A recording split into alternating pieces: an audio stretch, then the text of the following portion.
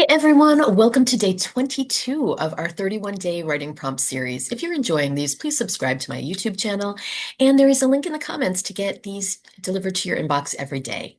Today's prompt centers on the tension between conflicting emotions.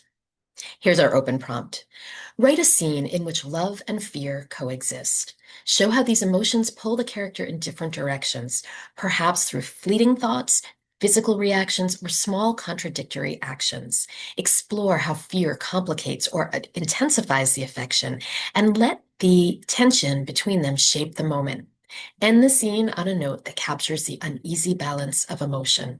And for our directive prompt, write a scene where a character wants to protect someone but hesitates. Show the hesitation through subtle physical gestures, pauses in speech, or scanning the environment for danger. Include details that hint at what is at stake emotionally for the character and how their fear, doubt, or past experiences will interfere with their actions. When you're finished writing, consider which emotions, love or fear, dominated your scene, and how did it impact your character's behaviors. Share what happened in the comment section. I would love to hear from you. Happy writing.